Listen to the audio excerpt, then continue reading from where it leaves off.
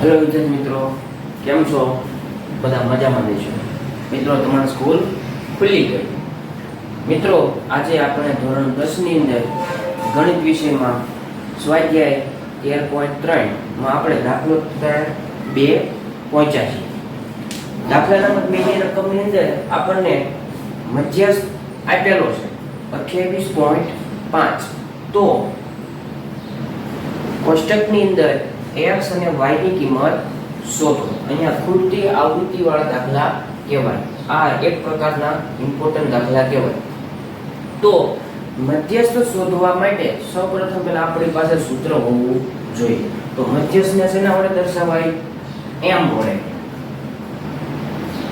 m બરાબર l plus કૌંસમાં n ના છેદમાં 2 માઈનસ cf છેદમાં f ગુણ્યા h. આ મધ્યસ્થ મેળવવાનું સૂત્ર છે.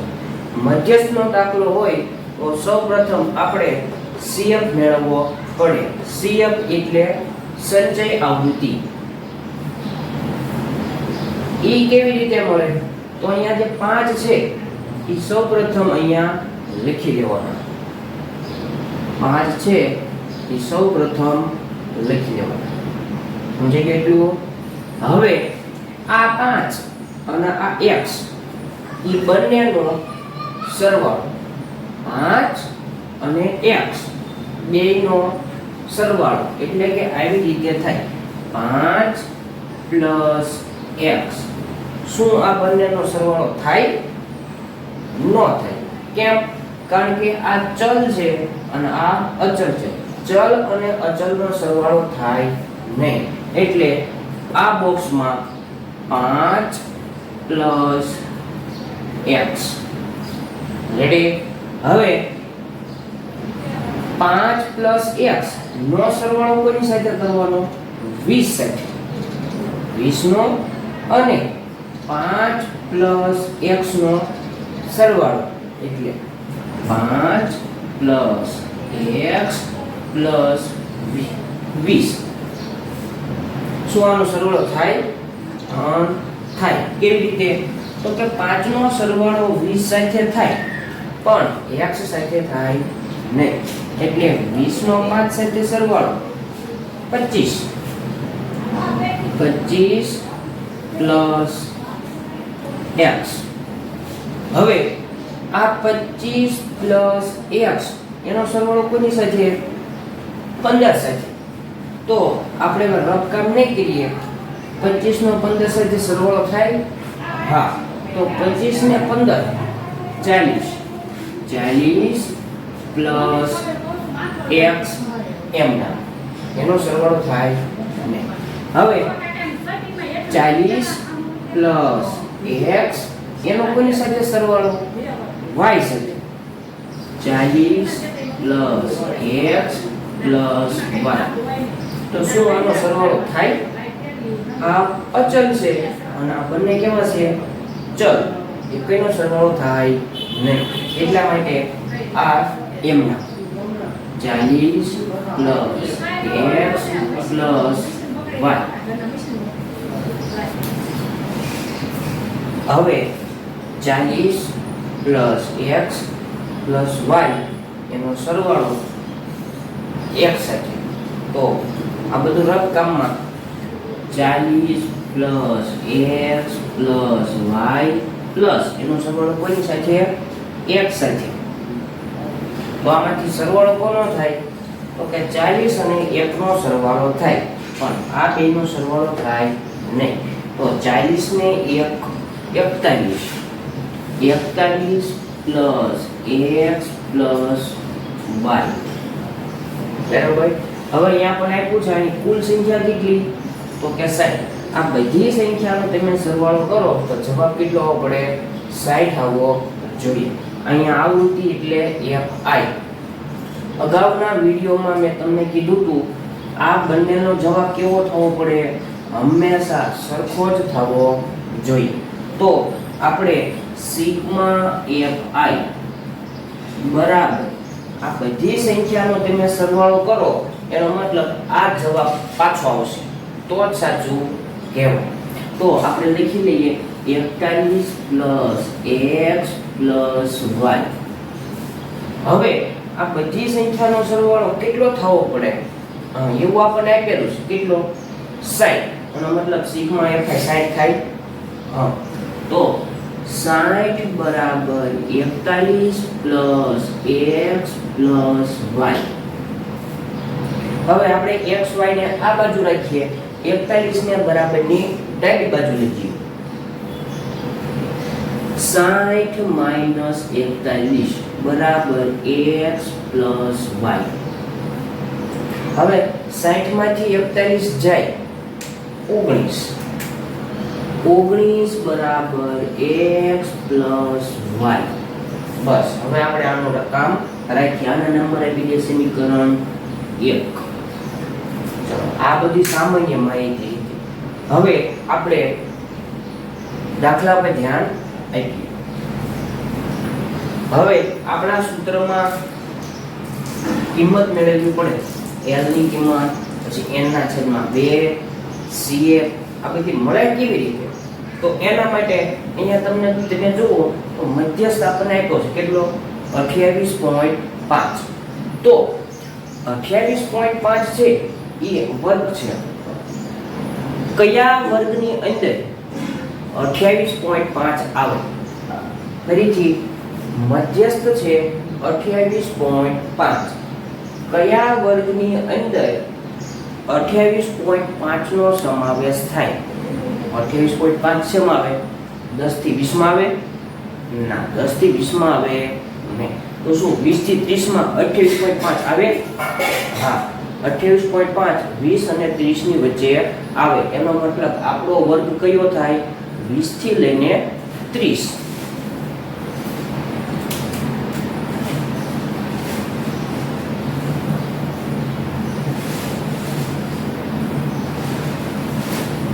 આપણો વર્ગ. અહીંયા તમે જુઓ l એટલે મધ્યસ્થ વર્ગની અધસીમા. તો આની અધસીમા કયા બેમાંથી? 20. n ના છેદમાં 2. n એટલે શું? તો કે અવલોકન. અવલોકનની કુલ સંખ્યા. તો અહીંયા કુલ સંખ્યા કેટલી? કુલ સંખ્યા 60. 60 ના છેદમાં 2 બરાબર 30.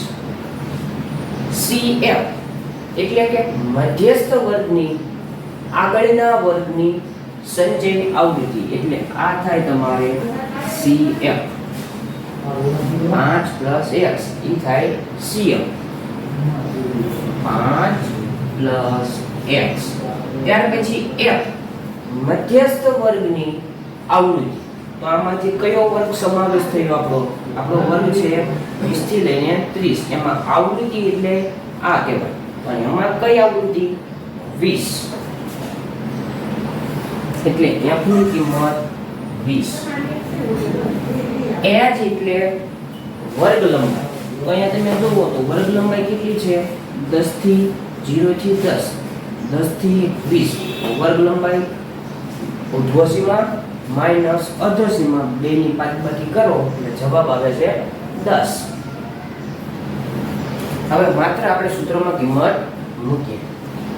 m ની કિંમત, m એટલે મધ્યસ્થ, આપણી પાસે છે 28.5 બરાબર l ની કિંમત 20 પ્લસ કૌંસમાં n ના છેદમાં 2 ની કિંમત 30 માઈનસ cf ની કિંમત 5 + x. શું આવી રીતે? ના. કેમ? કારણ કે આ નિશાની છે એ માત્ર 5 ની છે નહીં. એટલા માટે આપણે કૌંસ કરવો પડે. છેદમાં f ની કિંમત 20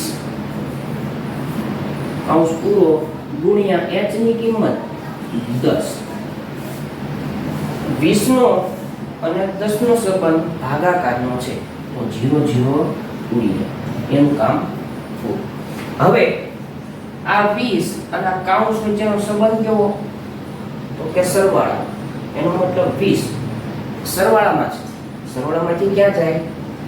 બાદબાકીમાં. એટલે આ 20 છે એ 28.5 સાથે બાદબાકી કરે.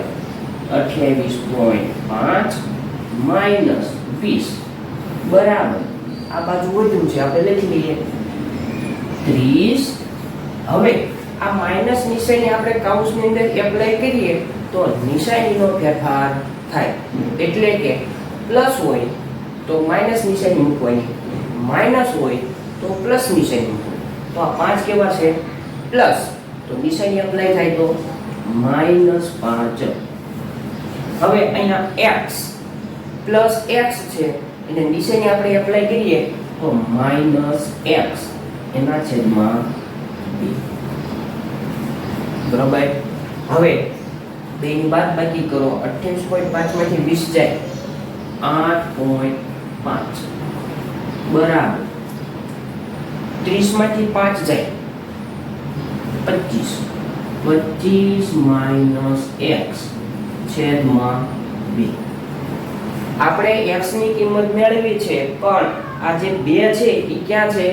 આખાના છેદમાં. છેદમાં એટલે ભાગાકાર. ભાગાકારમાંથી ક્યાં જાય? ગુણાકારમાં. એટલે આ 2 છે એ આની સાથે ગુણાકાર કરવા જાય. તો 8.5 ગુણ્યા 2 બરાબર 25 માઈનસ x. 8.5 નો ગુણાકાર 2 સાથે 8 દુ 16, 16 ને 17, 17 બરાબર 25 માઈનસ x. આપણે કિંમત મેળવી છે x ની, તો 25 છે એમ નામ રાખીએ. આપણે x ને આ બાજુ લાવીએ અને 17 ને આપણે પેલી બાજુ લઈએ, અથવા 25 ને આપણે આ બાજુ લઈએ. તો આપણે 25 ને આપણે લઈએ તો આ બાજુ શું છે? -x બરાબર 25 ને ડાબી બાજુ લઈ જાઓ 17 માઈનસ 25 માઈનસ x એમના બરાબર પ્લસ માઈનસ માઈનસ 25 માંથી 17 છે 5 ને 3 8. શું આ જવાબ? ના. બંનેમાંથી મોટું કોણ? 25. 25 ની નિશાની માઈનસ. હવે આપણે જાણીએ છીએ બંને બાજુ માઈનસ માઈનસ નિશાની હોય તો ઉડી જાય, લખવાની જરૂર નથી. એટલે x બરાબર 8. આ x ની કિંમત. ચલો આપણે હવે x ની કિંમત આપણને મળી ગઈ. હવે આપણે કોઈની મેળવવાની છે? y ની. હવે ઈ પણ મળી જાય. કેવી રીતે? તો તમે જુઓ સમીકરણ એક હતું, હા એમાં આપણી પાસે x ની કિંમત છે 8, તો y ની મળી જાય. હા, તો આપણે સમીકરણ 1 નો ઉપયોગ કરીએ. સમીકરણ 1 શું કહે છે? 19 બરાબર x પ્લસ y. હવે x ની કિંમત આપણે મૂકીએ. 19 બરાબર x ની કિંમત 8 પ્લસ y. આપણે y ની કિંમત મેળવી છે તો 8 ને ડાબી બાજુ લઈ જઈએ તો નિશાનીનો ફેરફાર થાય. એટલે y બરાબર 19 માઈનસ 8. y બરાબર 19 માંથી 8 જાય 11. આ છે y ની કિંમત.